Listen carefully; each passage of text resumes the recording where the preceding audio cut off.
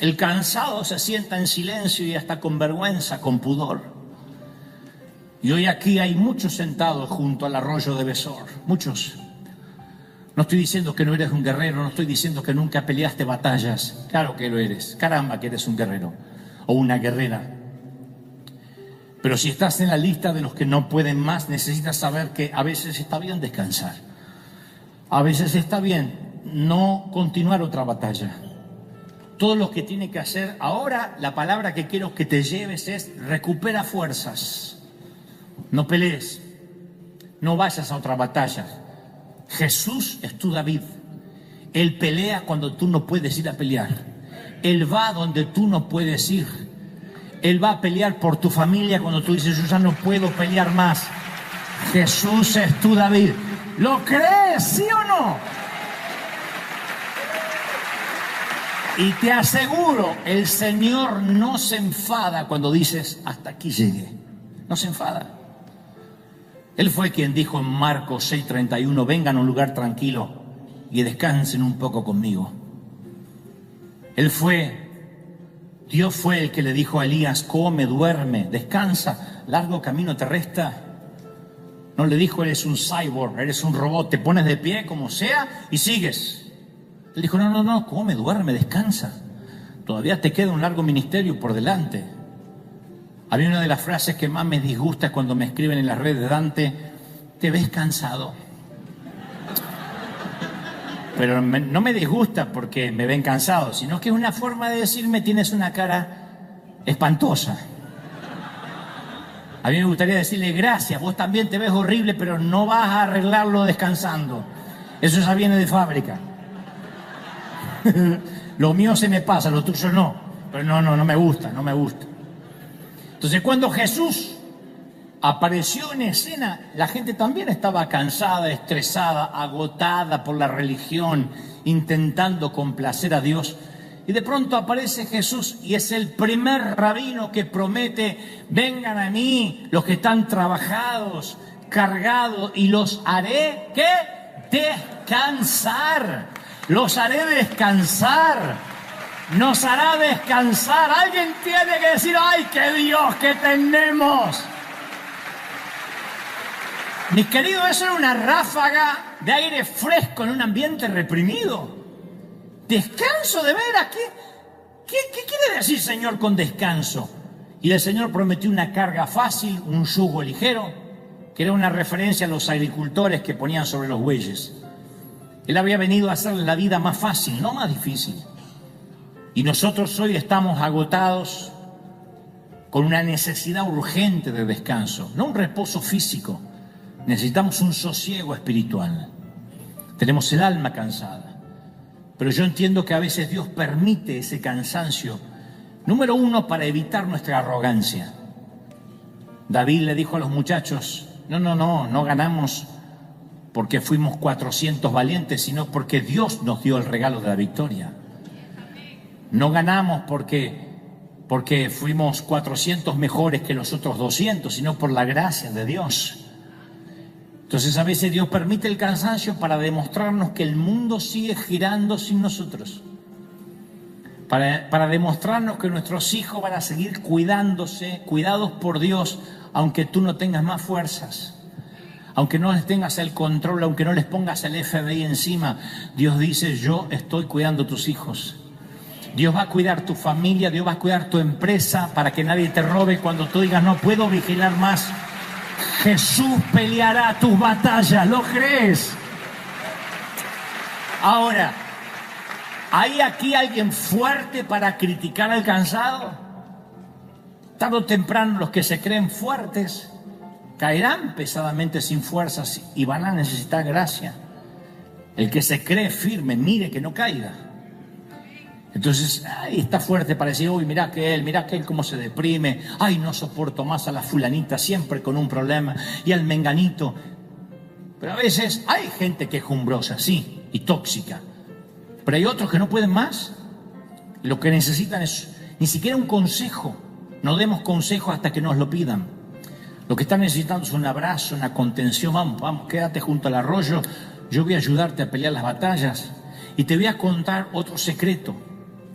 Cuando uno atraviesa tiempos difíciles, cuando enfrentamos el peor día o la peor semana de nuestras vidas, es muy fácil que nos ensimismemos, o sea, que nuestra crisis se convierta en todo el universo entero.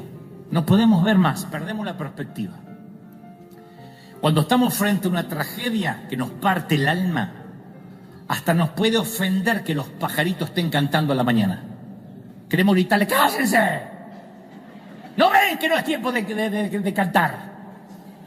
Cuando estamos en una crisis, queremos que el mundo se dé cuenta que estamos en crisis, pero el mundo sigue andando.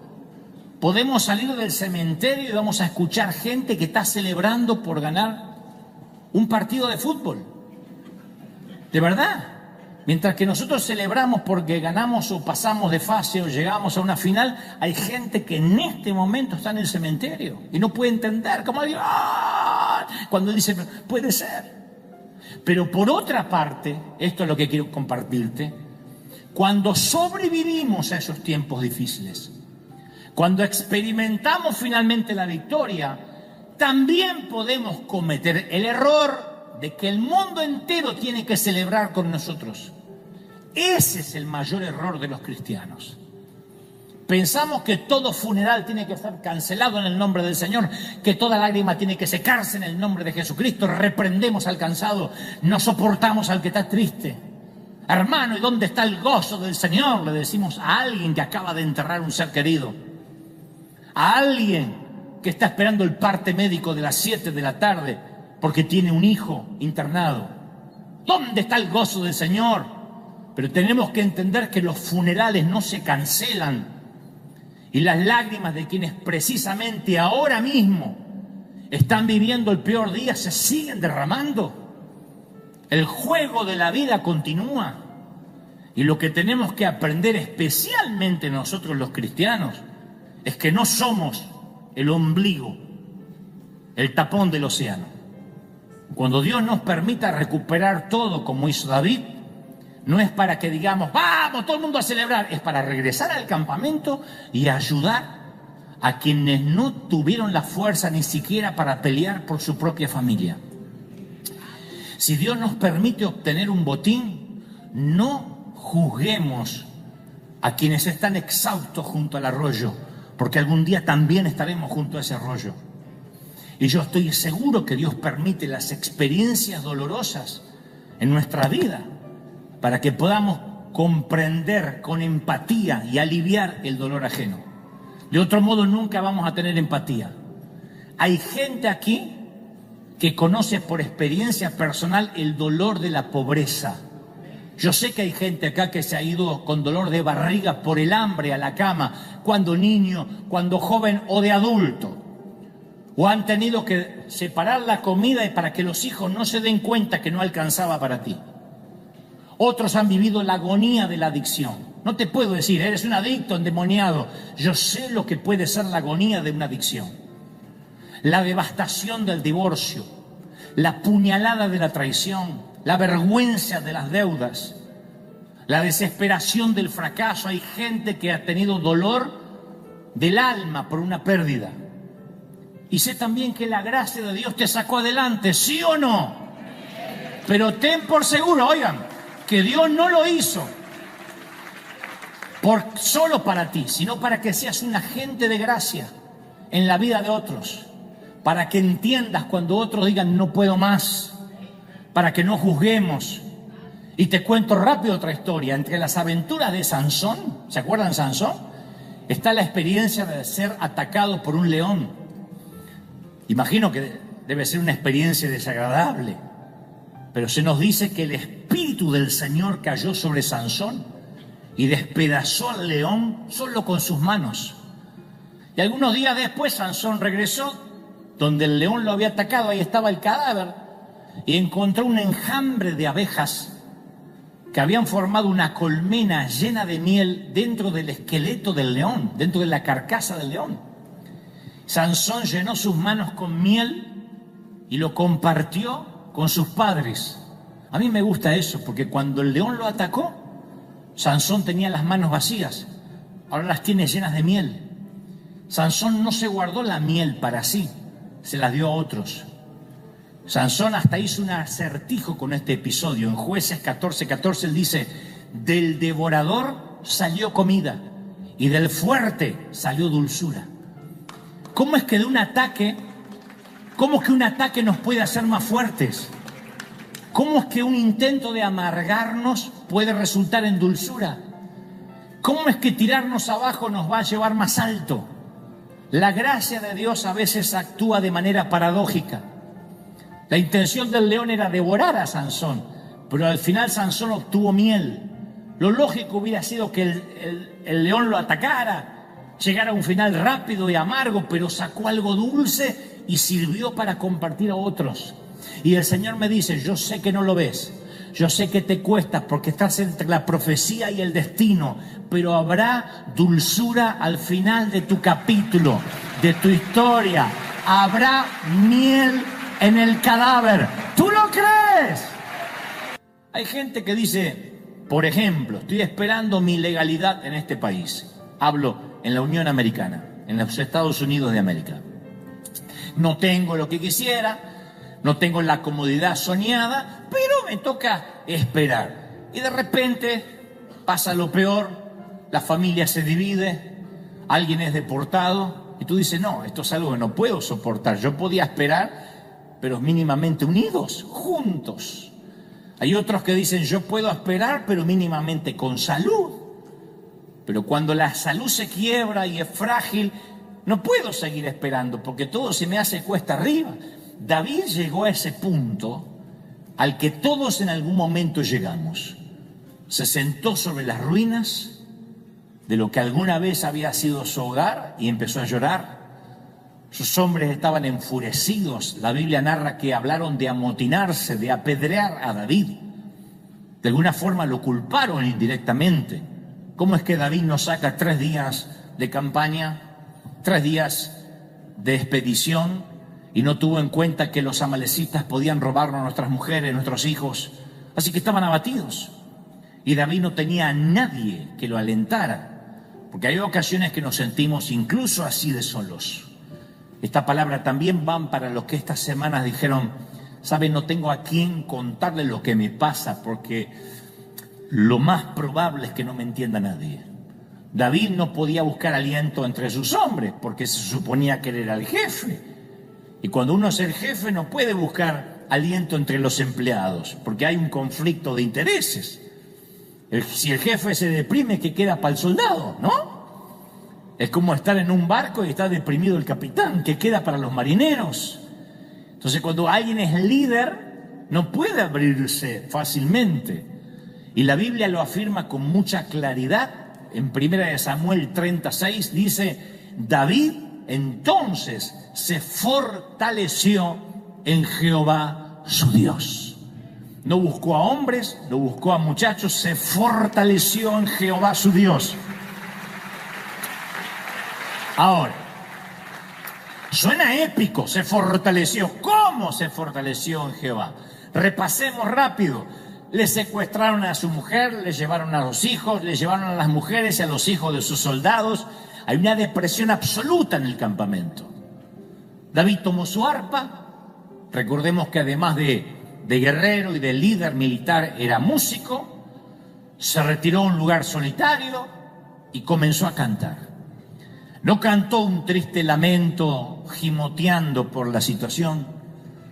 En vez de eso, cantó acerca de la majestad, del poder de Dios. Le cantó a quien ya le había dado mínimamente 2 victorias improbables: el león y el oso y el gigante Goliat. Así que, ¿qué cantó David en medio de la devastación? ¿Qué se puede cantar en una villa calcinada? ¿Qué melodía uno elige para cantar en esa tierra que está entre la profecía y el destino y que ahora encima está en ruinas? ¿Qué es lo que uno canta? Y a mí se me ocurre, de entre todos los cantos de David, que quizá haya elegido el Salmo 34. Yo creo que es la canción ideal. Mientras escribía este mensaje yo pensaba Es la canción que posiblemente haya entonado si es que lo que buscaba era fortalecerse en Dios. David había escrito este salmo apenas 2 años antes que ocurriera esto en Siclag, cuando Dios lo había librado de un rey filisteo llamado Abimelech. Así que yo puedo imaginar a David sentado en las cenizas de lo que alguna vez fue su hogar, con un arpa en la mano, cantando: bendeciré a Jehová en todo tiempo, su alabanza en mi boca estará. Y los soldados lo oyen.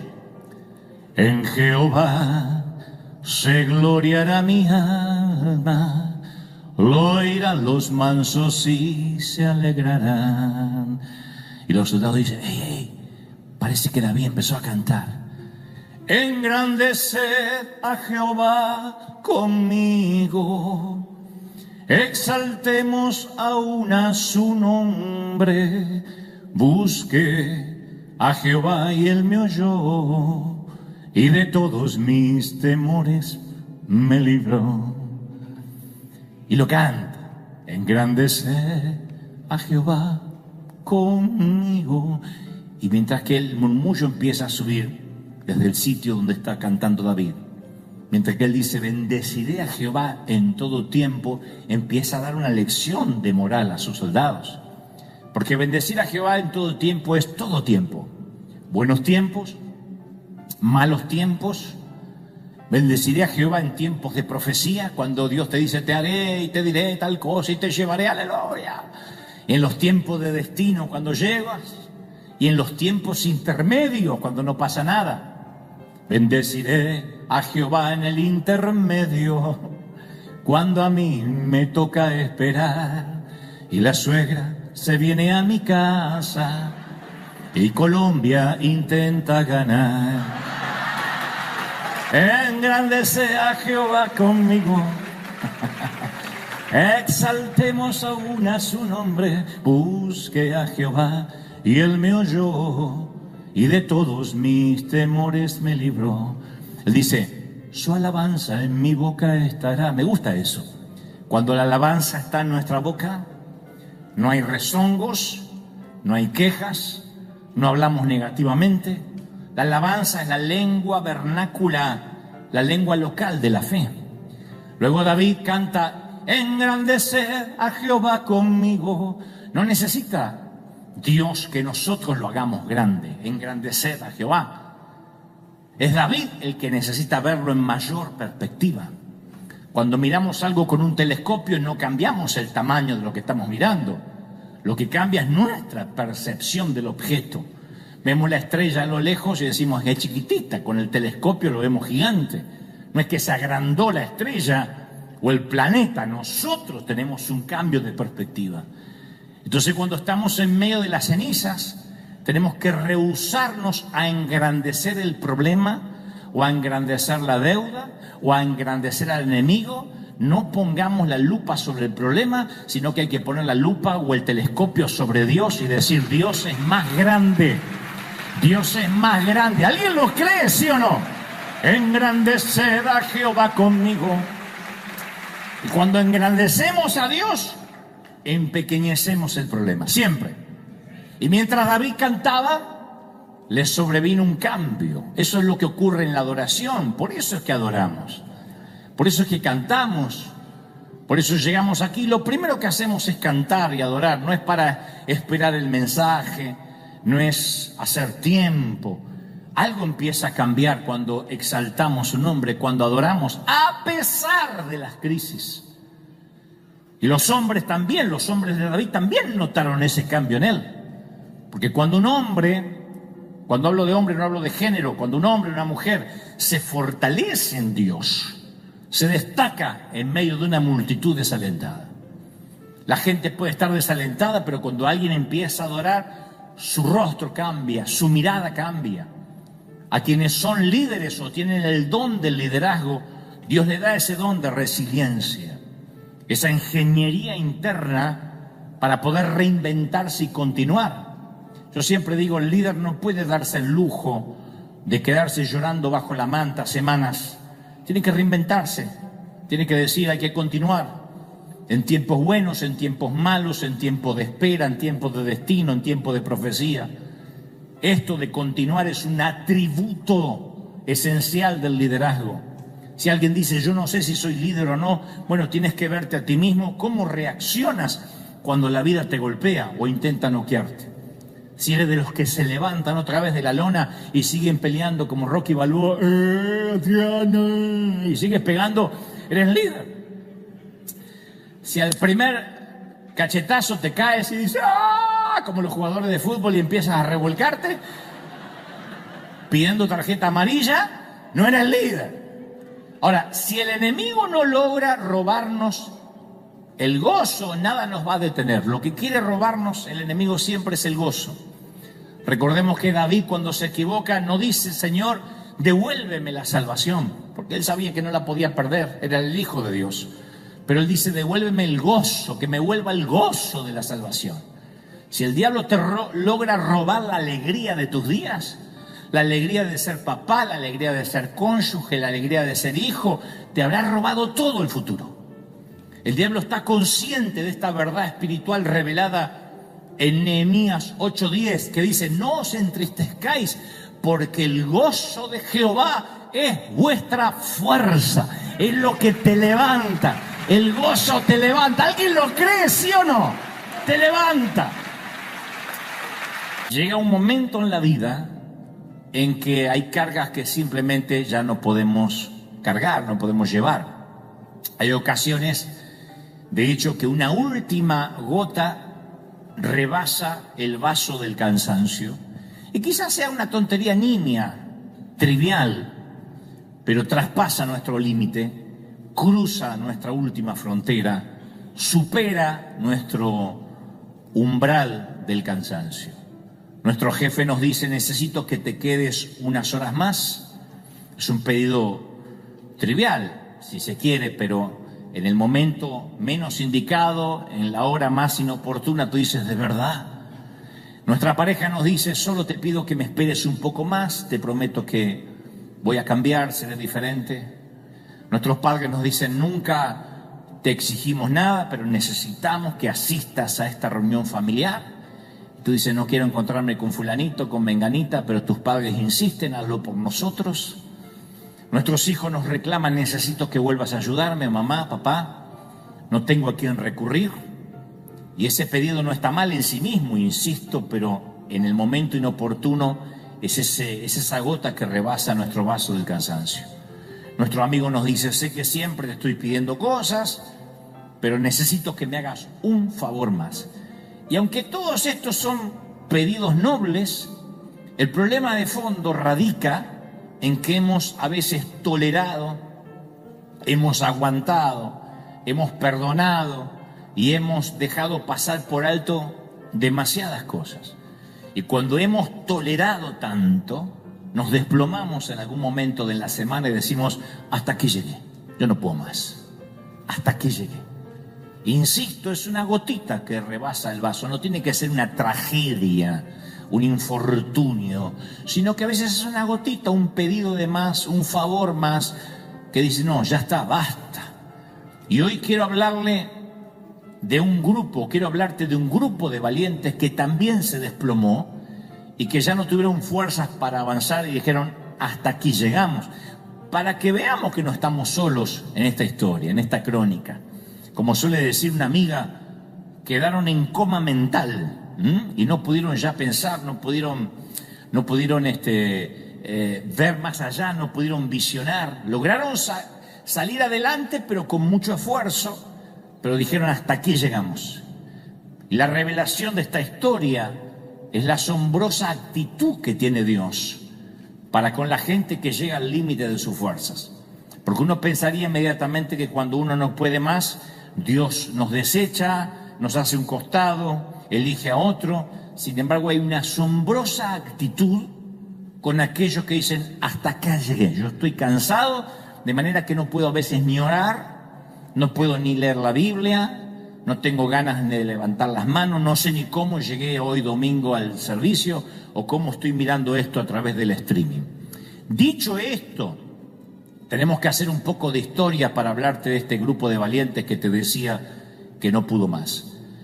Recordemos, te hablé de David hace unas semanas atrás, el David que menciona la Biblia, el rey David, que cuando David era un adolescente de unos 15 años, el profeta Samuel había ido a su casa y lo había ungido como el futuro rey de Israel. Tendría aproximadamente entre 14 y 15 años.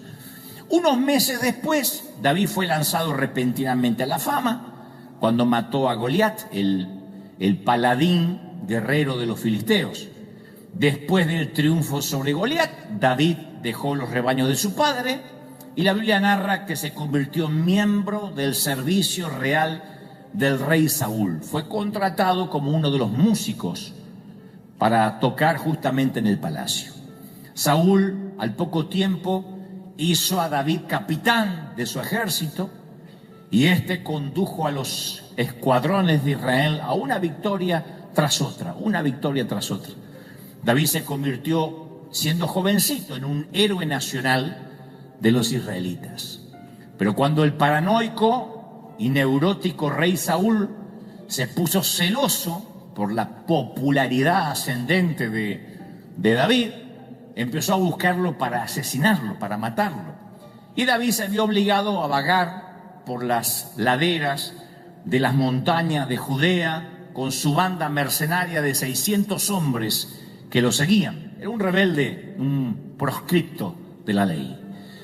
Durante ese tiempo, cuando David esperaba el cumplimiento de la profecía que sería el próximo rey, insisto, recordemos que Samuel dijo, tú serás el rey sobre Israel, y derramó aceite sobre él cuando tenía 15 años.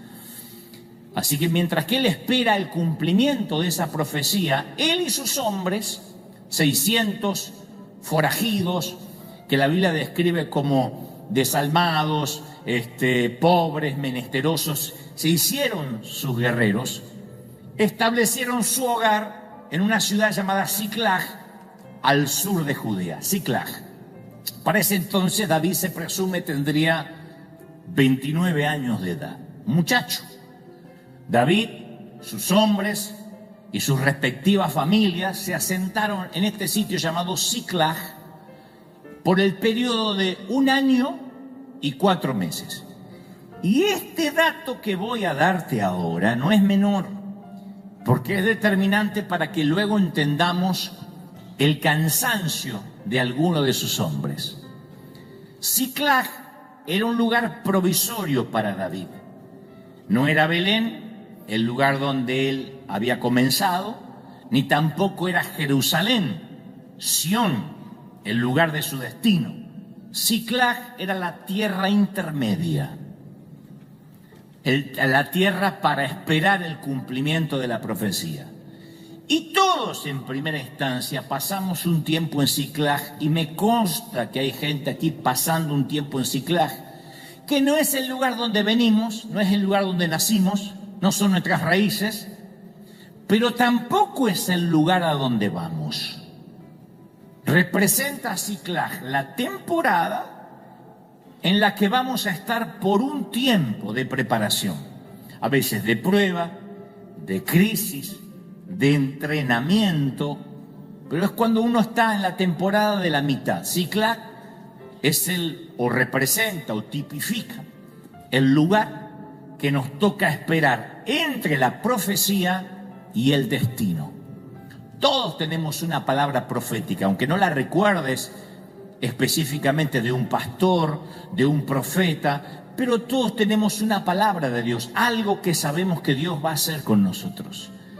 Y después tenemos el destino, cuando sabemos que eso se va a cumplir. Pero entre la profecía y el destino, si es que Dios nos quiere para una asignación grande, no hay manera de evitar la temporada de espera, no hay manera de evitar Siclag. Si lo que queremos es algo grande de Dios, voy a hacer una pregunta casi retórica. ¿Cuántos queremos una asignación grande de Dios? ¿Sí o no? Bueno, hay 3 o 4. ¿Cuántos quieren una asignación grande de Dios? ¿Sí o no? Claro. Entonces, va a haber un tiempo de espera entre la profecía y el destino. Es el sitio donde nos toca esperar. Y no se puede hacer nada más que eso, confiar en que Dios está al control. Entre la profecía y el destino puede ser entre la promesa de la sanidad y la sanidad, entre la promesa de que vamos a prosperar y la prosperidad libre de deudas, entre la promesa que Dios nos va a usar y el tiempo que Dios nos va a usar, entre la promesa que nuestra familia va a estar bien y el tiempo en que vamos a estar unidos. ¿Me siguen, sí o no? La profecía y el destino. En esas temporadas cuando uno se siente cerca del cumplimiento, pero a veces hay días, hay semanas que uno se siente lejos del cumplimiento. Y está en la misma tierra intermedia. Pero a veces se tarda en cumplir la profecía y uno empieza a llenarse de ansiedad, de preocupación. Esa tierra intermedia parece que el tiempo se detiene y aunque creemos en aquello que Dios nos dijo, todavía no podemos casarnos con la profecía y divorciarnos de la realidad. Ojalá uno pudiera casarse con el sueño y divorciarse de la realidad. Uno no puede vivir en el futuro, uno tiene que también lidiar con el presente. Hay gente que dice, yo sé y Dios me prometió que voy a tener una gran empresa, una gran compañía. Mientras tanto, hay una realidad, hay que salir a trabajar todos los días, ¿sí o no? Uno puede decir, Dios me prometió que yo viajaría por las naciones. Mientras tanto, me toca hacer esto. Por eso uno no puede, insisto, casarse con el sueño y divorciarse de la realidad. Uno tiene que convivir con ambas. Hay una traducción que dice, tened por mucha alegría cuando atravesáis una prueba. Mucha alegría, no dice te pongas triste, estate tirado ahí. No, da lástima, no, tened por mucha alegría, mucho gozo. O sea que el gozo es una decisión intencional contra todo instinto. Uno no tiene ganas de tener gozo cuando está en crisis. Pero Santiago dice, no dejemos que las emociones nos gobiernen, sino que nosotros gobernemos las emociones. Somos los gobernantes del reino de nuestra alma. Nosotros decimos, yo tengo que gozarme, engrandeceré a Jehová, bendeciré a Jehová, aunque esté en medio de las ruinas, aunque esté sentado sobre las cenizas, voy a intentar fortalecerme en Dios. ¿Cómo uno se fortalece en Dios? Adorando, orando, cantando. Alguien que dice, pero yo no sé ni qué orar de tan triste que estoy. Bueno, puede cantar un salmo. Engrandecer a Jehová conmigo. Algo empieza a cambiar cuando uno empieza a engrandecer a Dios, cuando uno empieza a ver lo grande que es Dios. En una ocasión Jesús le dijo a Pedro, vas a ser zarandeado. Satanás pidió para zarandearte como a trigo. Una de las formas que el trigo se zarandea es colocándolo sobre un tamiz y sacudiéndolo sobre un colador, una suerte de colador, y sacudiéndolo violentamente. Pero otra forma, que lo usan mucho en la India, es sacudir el grano en el aire, aprovechando la corriente de aire fuerte, porque la paja es algo inconsistente, pero el trigo tiene sustancia. Y cuando se arroja el trigo al aire, el viento lleva las pajas, pero el grano limpio cae en tierra. Entonces se hace una suerte de tamiz natural. Esto es lo que ocurre en una crisis. Esto es lo que algunos hoy están viviendo. Algunas personas son solo paja, pero no se dan cuenta hasta que son zarandeados. Hay gente que habla como si tuviera fe, pero viene una tormenta y resulta que eran solo paja llevada por el viento.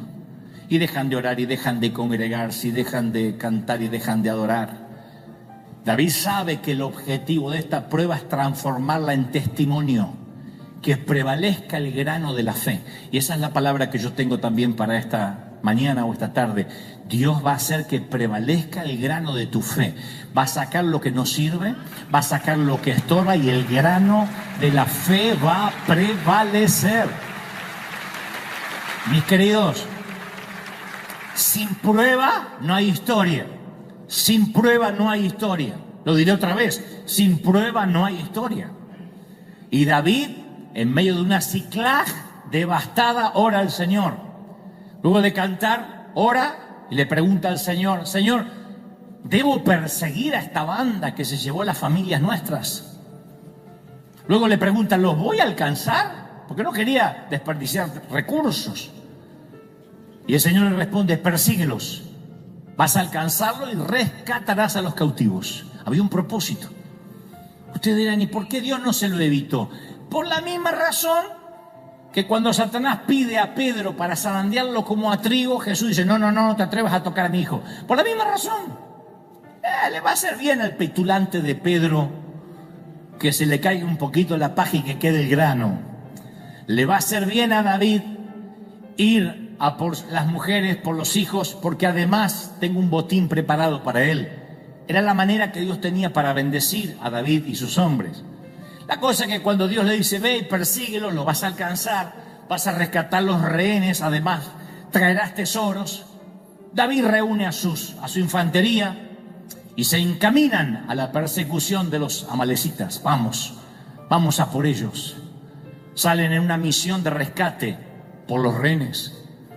Obviamente todo el mundo quiere ir, pero aquí es donde sucede algo extraño y muy singular. Primera de Samuel 39 relata que partió David, él y sus 600 hombres, y llegaron hasta un torrente, hasta un arroyo llamado Besor, donde se quedaron algunos en ese arroyo. Y David siguió adelante con los otros 400, porque atrás se quedaron 200 que no quisieron cruzar el arroyo de Besor. No era el Jordán, no era el Niágara ni el Mediterráneo, era un arroyo. 200 de los 600 hombres no quisieron cruzarlo y David se lo dejó quedar y se fue con 400. No te pierdas los siguientes detalles. La Biblia dice que 200 se quedaron porque no pudieron atravesar un arroyo. Yo lo leí tantas veces que dije: Señor, ¿de verdad? ¿Estás hablando en serio o es un chiste?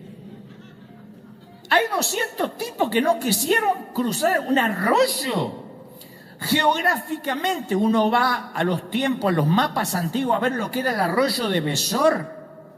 Era un arroyito para pescar mojarritas. ¿Cuán cansada puede estar una persona para abandonar el rescate de su propia familia? O sea, ¿vas a jugarte la vida por rescatar a tu propia familia? Y me dices, ¿de verdad que no puedes atravesar un arroyito porque estás cansado? Inmediatamente uno lo juzga, dice: pero qué parásita esta gente. Pero en lugar de juzgarlos, quizás podemos identificarnos, porque vuelvo al inicio del mensaje, entendiendo el contexto, por qué estos muchachos llegaron al borde del arroyo y dijeron: hasta aquí, David.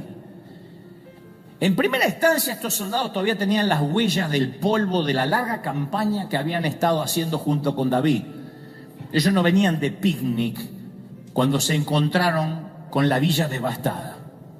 Habían ido 3 días a pelear, a batallar. Saben ahora que tienen que seguir, mientras que tenían algunos planificados tomarse 3-4 días para descansar, un baño de sal en los pies, meterse en el spa, irse a la pedicura. Ahora tienen que salir sin pensar a rescatar a sus familias. Pero llegaron a ese punto que te hablé al inicio del mensaje, que hay ocasiones que una última gota rebasa el vaso del cansancio.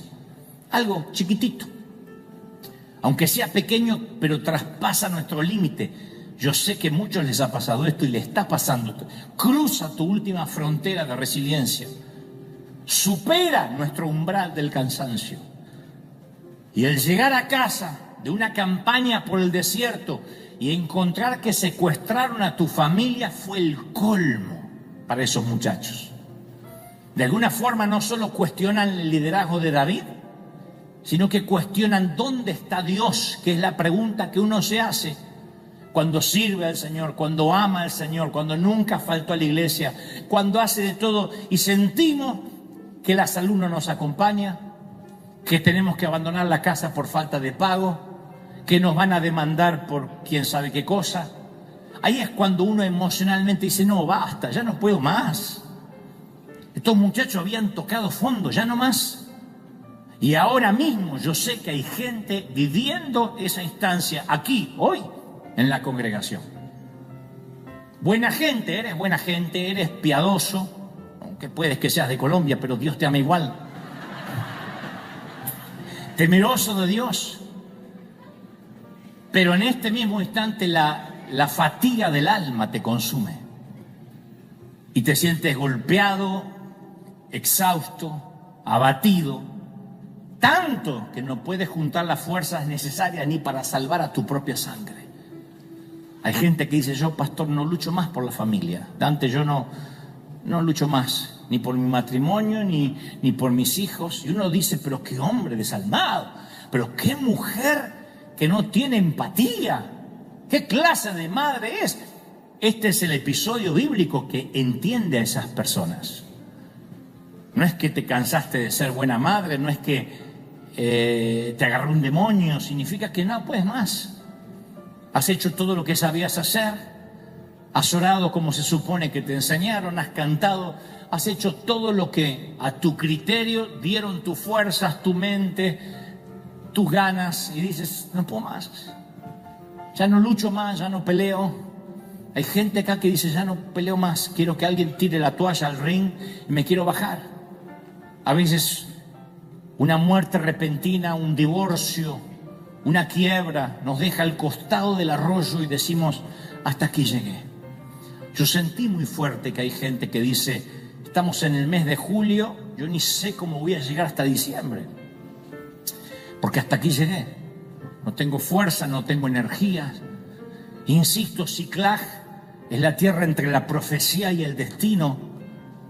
Y eso ya te tenía con poco aire, porque esperar hace que uno no respire profundamente. Pero esta devastación que te tocó en los últimos días te quitó el resto del oxígeno. Y dices, no puedo más. Y estás ahí, al lado del arroyo. El Señor te dice, vamos a por tu familia, vamos a pelear, sigue luchando. Y dices, no puedo más, no puedo más. Y esto es algo que tuve que aprender como líder.